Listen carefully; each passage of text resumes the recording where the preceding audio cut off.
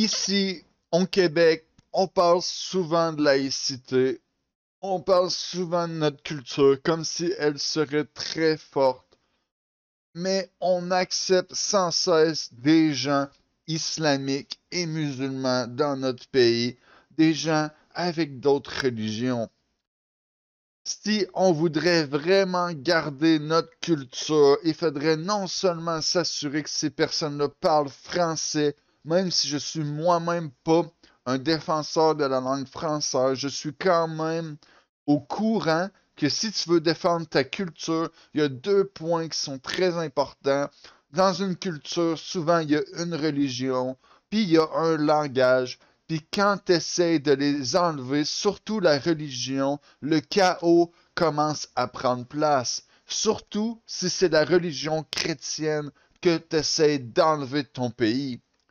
Puis ici, on peut très bien le voir avec les Québécois, notre langage a souffert beaucoup à cause de la laïcité.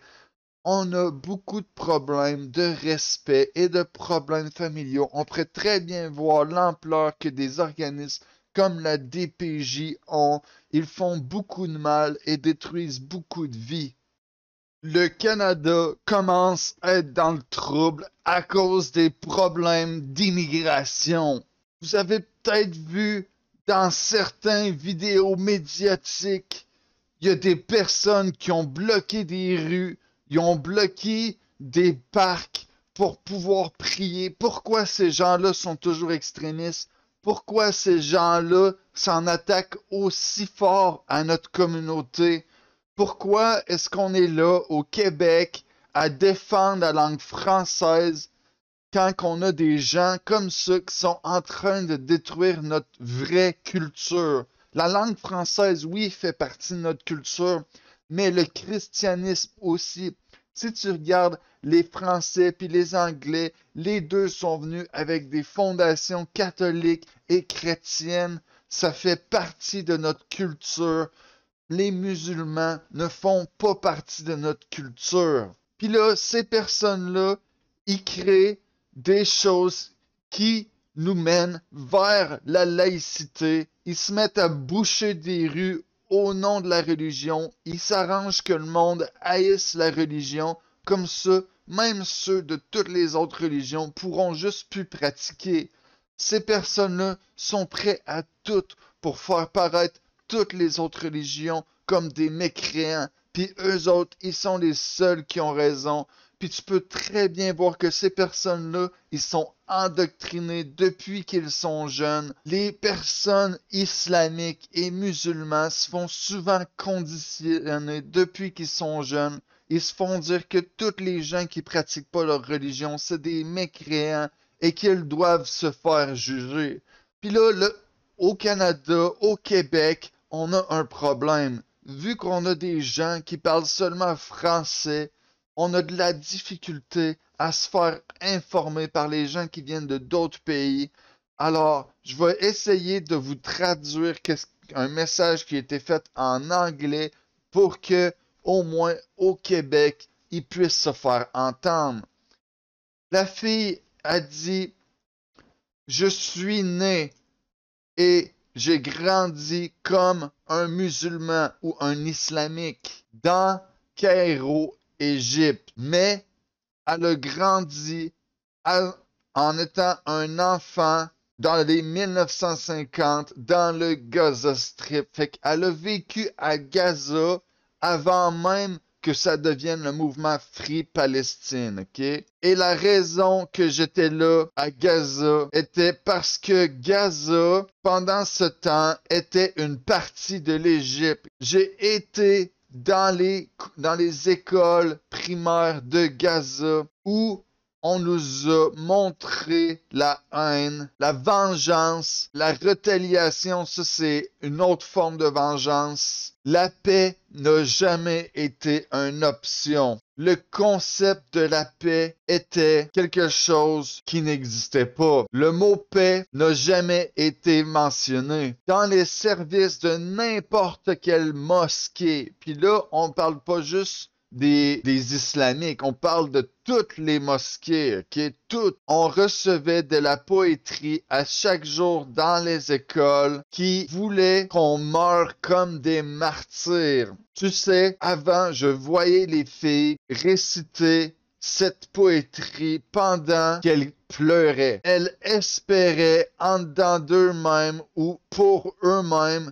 de mourir en martyr. Puis mourir en martyr, ça c'est des gens qui veulent se faire sauter dans une foule. Ils voyaient notre système de valeurs, c'était à propos d'être une victime ou un martyr. Il y avait juste ces deux options-là, ok? Penser de nous-mêmes comme des victimes ou des martyrs. Hey! Ça me fait penser au mouvement féministe un petit peu ça. Fait que là, il voulait qu'on tue tout le monde et qu'on meure en martyr. Puis quand il a dit de tout le monde, ça c'est des mécréants. Tous ceux qui pratiquent pas la religion et qui font des actes qui pourraient être vus comme mécréants d'après les musulmans. Soit une victime, soit un martyr. Il y avait rien entre les deux. Les femmes vont même pas dans les mosquées. Je pense pas qu'ils ont le droit d'aller dans les mosquées, mais on entendait le service de la mosquée par radio ou sur la TV. Et je me rappelais à chaque vendredi la prière de Sheikh. À la fin de chaque sermon, il sacrait, il disait que Dieu détruise les Juifs et les infidèles. Ça, c'est à la fin de chaque prière dans les mosquées, ok? Puis là, ça, c'est des musulmans qui sont soutenus par tous les mouvements musulmans dans le monde, ou presque, ok? Puis là, ils espéraient que même les chrétiens, ils se fassent faire du mal par les musulmans. Tout ce qui était pas musulman, ils l'appelaient les ennemis de Allah. Fait que là, si t'es pas un musulman, t'es un ennemi de Allah, t'es un mécréant, tu mérites d'être puni d'après eux. Si t'as grandi en sacrant et que c'était une partie de ta prière, pour elle, ça sonnait presque normal. Pour les gens là-bas, c'est des choses normales. Ça devient normal. Ils se font conditionner. La haine devient normale.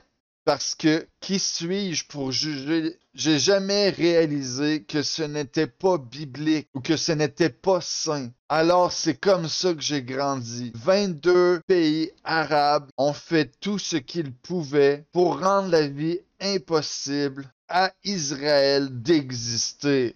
Je sais pas qu'est-ce qu'ils ont contre Israël, mais ils veulent pas que ça existe parce que ça contrecarre une bonne partie de leurs écritures. Les Arabes se sont ligués, ils ont absorbé le mouvement palestinien. Ils veulent que le problème palestinien ne soit jamais résolu. Si ça se résoudrait, ça serait pas bon pour leur agenda.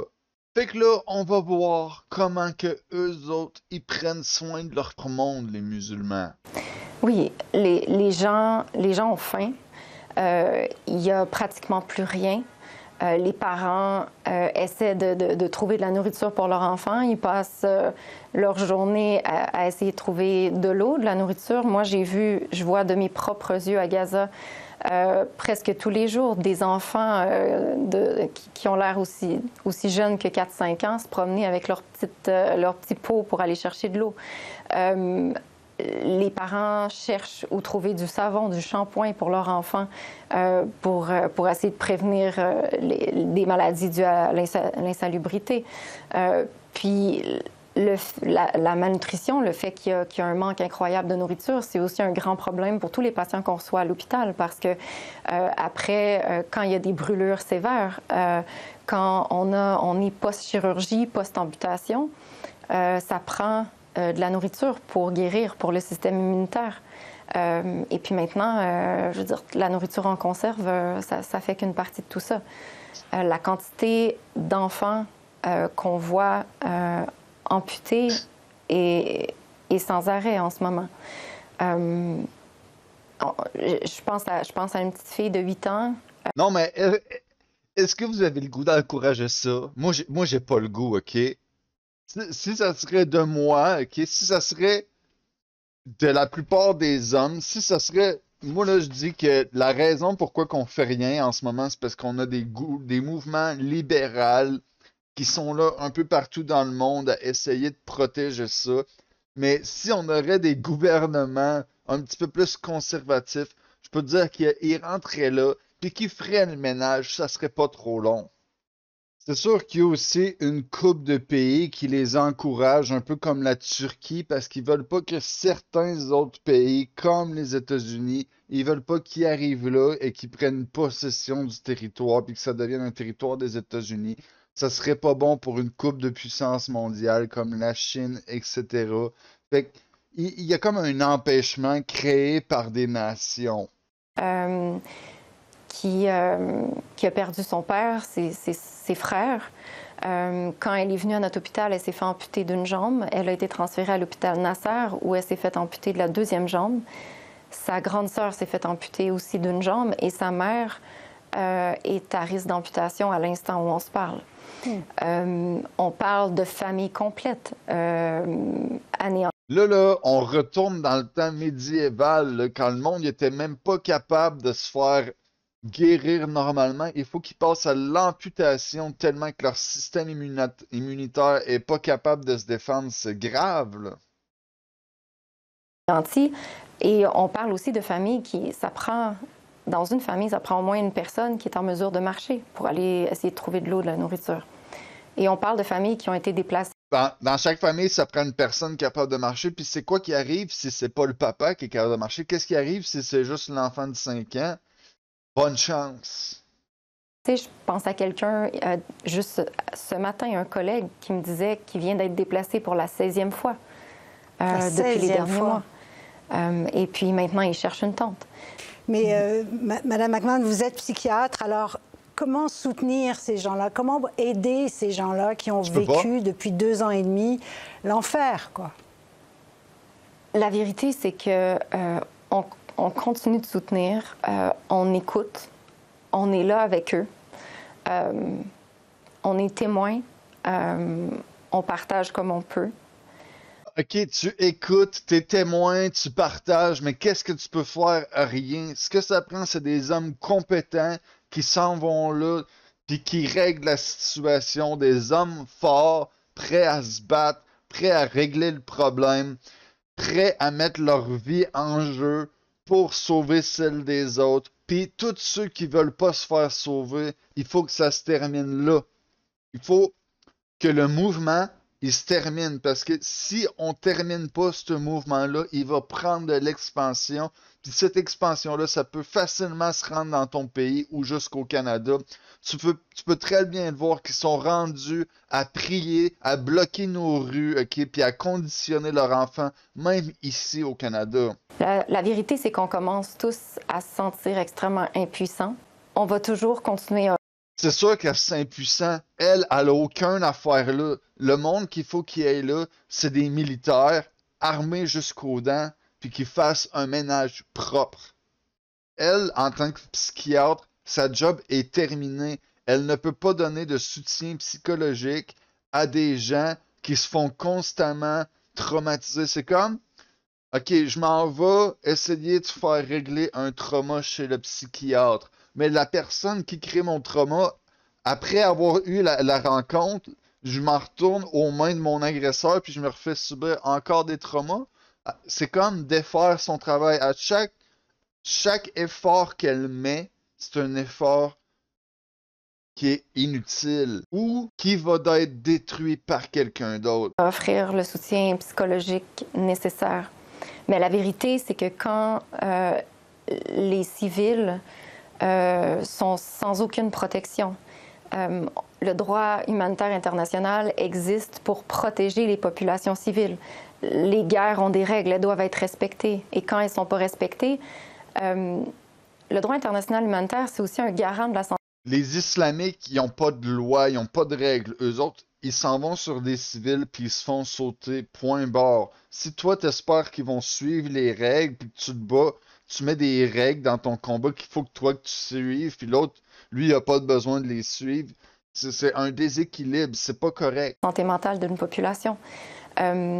Et tant qu'on n'est pas arrivé à un cessez-le-feu durable, tant qu'on n'a pas d'eau, de nourriture pour les patients. Le soutien qu'on peut offrir, c'est d'être là avec eux, c'est d'entendre, c'est de reconnaître Non. l'horreur avec eux. La seule chose que tu peux faire, c'est d'envoyer des personnes armées qui font le ménage.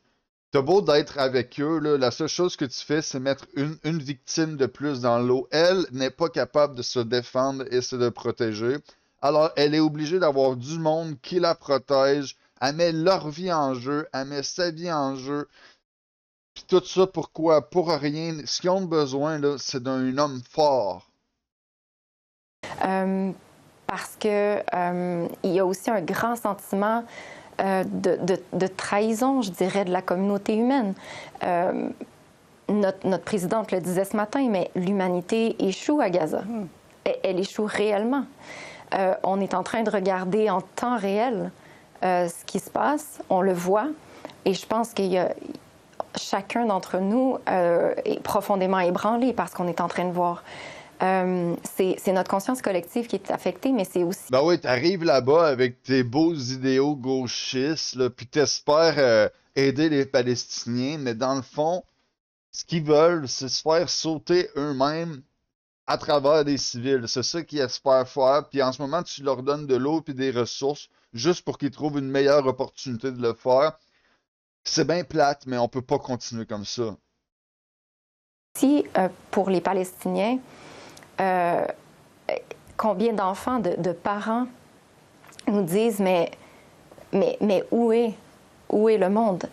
Et donc, le simple Le fait monde est là, le monde, ils veulent aider, ils se font juste empêcher d'aider parce qu'il y a des mouvements qui supportent ces mouvements-là, puis il y a plein d'islamiques partout qui vont toujours voter contre, puis des musulmans qui vont voter contre. Hey, savais-tu que Mohammed, là, dans le livre des musulmans, là, lui, il a marié une fille de 6 ans, puis il a consumé son mariage à 9 ans. Fait que Mohammed, là, le grand prophète du Coran, là, dis-toi que lui, il s'est fait, pendant que lui, il avait 50 quelqu'un, là, il s'est fait une petite fille de 9 ans. Est-ce que tu veux supporter le Coran? Eux autres, ils font des choses atroces depuis le début. d'être là avec eux, c'est un soutien important. Le simple fait d'écouter. Puis la réalité, c'est que il n'y a aucun luxe de penser à un futur en ce moment à Gaza, parce que c'est heure par heure, c'est au jour le jour. Le soir, on dit au revoir à nos... Toi, t'as l'impression que tu leur fais du bien en écoutant, là, mais le petit gars, il va retourner dans la rue, nu-pied, à travers les décombres, là, puis il va continuer sa vie après. Tu vas avoir l'impression d'y faire du bien, mais tu vas juste avoir flatté ta petite personne. Si tu voudrais vraiment les aider, là, tu rentrerais là, puis tu ferais le ménage, puis tu supporterais le monde qui veulent faire le ménage à cet endroit-là. nos collègues en les regardant dans les yeux parce qu'on ne sait pas. On ne sait jamais qui va nous revenir le lendemain. Il y a juste une semaine, donc ça fait une semaine aujourd'hui. On a 2 collègues qui ont été tués. La vérité, c'est que l'espoir, il est vraiment en train de s'effriter à Gaza. Il n'y en a jamais eu depuis le début. On s'est parlé, Madame McMahon, vous m'aviez dit... Saviez-vous que plus que 50% des gens à Gaza supportent le mouvement terroriste qui est là-bas? Il faut garder espoir, on doit garder espoir pour eux. Alors aujourd'hui, c'est plus le cas, c'est ce que vous dites. On a le devoir de le garder. Mais ce que j'essaie de dire, c'est que il y a une limite qui est atteinte depuis longtemps, en fait. Et ce qu'on voit tous les jours... on est d'accord. Je commence vraiment à plus avoir de mots. Bon. C'est pas juste moi, c'est tout le monde. Puis qu'est-ce qui arrive quand tu n'as plus de mots? Tu lèves les armes parce que aucun mot va pouvoir les soulager, aucun mot va pouvoir faire avancer les choses. Des fois, tout ce que ça te prend, c'est des hommes forts, prêts à se battre. Je suis retournée à la ville de Gaza pour la première fois il y a environ 3 semaines. La dernière fois que j'étais allée autant au nord de la bande de Gaza, c'était en septembre 2023. La destruction, elle est massive. Fait que si tu veux pas que la destruction massive se rende ici, au Québec ou au Canada, mets un like sur la vidéo, puis abonne-toi à ma chaîne. Passe une bonne journée. Au revoir.